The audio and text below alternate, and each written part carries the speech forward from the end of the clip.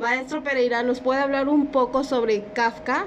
Sí, Flor, claro. Él es uno de los tres grandes autores del siglo XX, que es un siglo de literatura vanguardista, es decir, literatura rupturista, literatura que rompe con todos los esquemas anteriores literarios y sobre todo me estoy refiriendo a la novela, pero también la poesía, el teatro. En el siglo XX ocurren las grandes revoluciones literarias que han tenido lugar. Y uno de los grandes autores es Kafka. Yo siempre digo que hay tres, los tres gigantes. Ya el mencionado Franz Kafka, James Joyce, es irlandés, y Marcel Proust, que es francés. Son las tres grandes montañas literarias del siglo XX. No tenemos tiempo hoy para hablar de las tres porque precisamente son montañas y voy a dedicarme solo a la montaña Kafka, vamos a decirle así.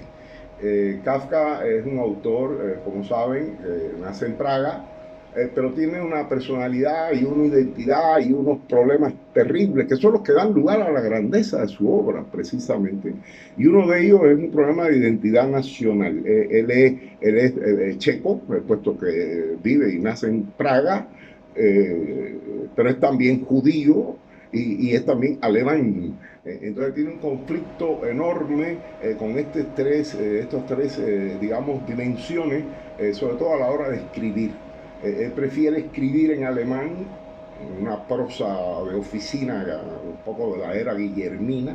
Es una prosa seca, dura, no es bonita, porque él de alguna manera repudiaba al alemán, pero se daba cuenta que era el idioma de mayor circulación.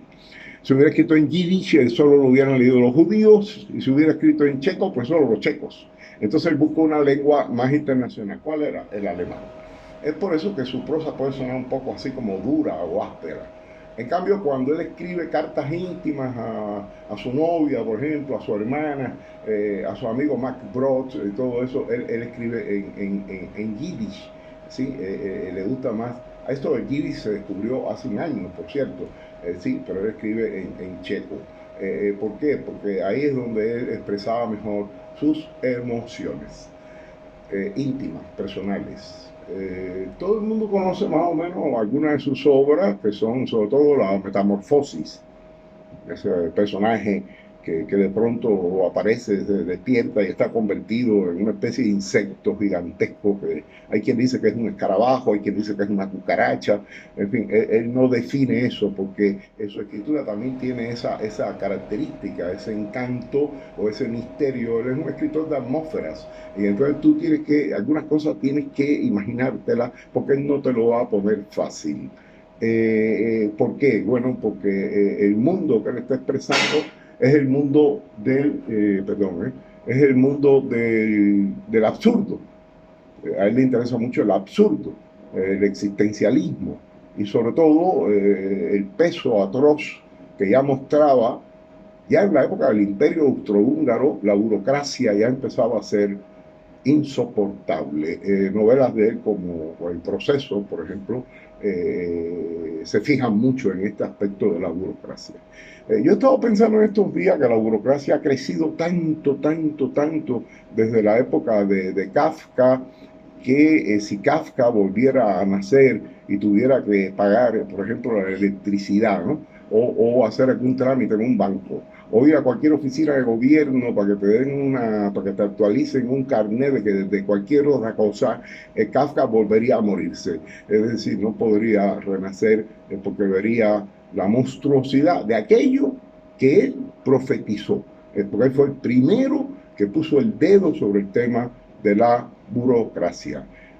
Su obra ha tenido un impacto tan grande que su nombre se ha convertido en un neologismo. Mucha gente dice, no, me encontré con una situación kafkiana en el banco o me trataron de forma kafkiana en una oficina X. ¿Por qué? Porque son situaciones absurdas, tipo, vuelva usted la semana que viene. Oiga, pero lo voy a ver usted mismo. No, aquí habrá otro empleado. Pero ese empleado me va a tratar porque usted sabe la historia mía y el otro no. Bueno, mire, vuelva la semana que viene. Entonces, cuando vuelve a la semana que viene, te vuelven a decir, vuelva la semana que viene. Y te pasas 3 meses y todo es para un papelito. Bien, eso él fue el primero que denunció este atropello del tiempo individual de las personas. Cómo es que el tiempo individual de las personas, de pronto hay organismos que son superiores y son superestructuras, y no siempre son gobiernos, también son ya empresas privadas que simplemente acaban con tu tiempo, te roban el tiempo, y es por eso que la gente no tiene tiempo ni para hablar con sus hijos, ni para leerse un buen libro, ni para practicar deporte. No nos damos cuenta, ¿sí? Porque eso ocurre, ya sabes cómo, ¿no? Son pedacitos. Hoy 3 cositas, mañana 4 cositas, pero cuando vienes a ver, la vida se te convierte en que siempre tienes que estar haciendo una fila en algún lugar para conseguir un sencillo papelito. Pues Kafka vio eso con muchísimo tiempo de adelanto, y esa es una de sus grandezas. Por eso que su nombre, Kafka, con K, tan bello, ¿no? Con K, ha dado lugar a esa palabra que es kafkiano o kafkiana. Del mismo modo que Charles Chaplin, ¿no? Se dice, no, esta situación es chaplinesca, ¿sí? O incluso Cantinfla, ¿no? Se dice, no, porque fulano habla como Cantinfla, o sea, es cantinflesco.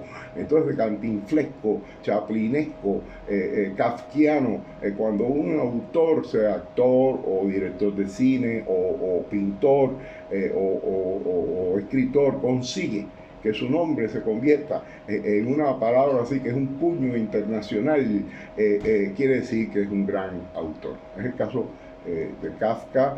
Como he dicho, él ya era un hombre que tenía un problema enorme con su prosa, y él no le gustó lo que terminó de escribir. Él le dijo a su gran amigo Max Brod, antes de morir, que quería que su obra fuera quemada, que él no quería que se publicara más su obra. Se vio que no estaba contento con lo que había escrito, y sin embargo eran obras maestras. Por modestia no se sabe bien. Lo cierto es que él pide a Max Brod que queme sus manuscritos. Max Brod, que era su amigo del alma, lo traicionó, entre comillas, no le hizo ningún caso y siguió publicando su obra. Gracias a esa deslealtad, digamos, póstuma de Max Brod, hoy podemos disfrutar de la obra de este genio. Yo recomiendo vivamente El proceso, El castillo, La metamorfosis como obras clave. También La carta a su padre. Eso es todo por hoy. Buenas noches. Muchas gracias.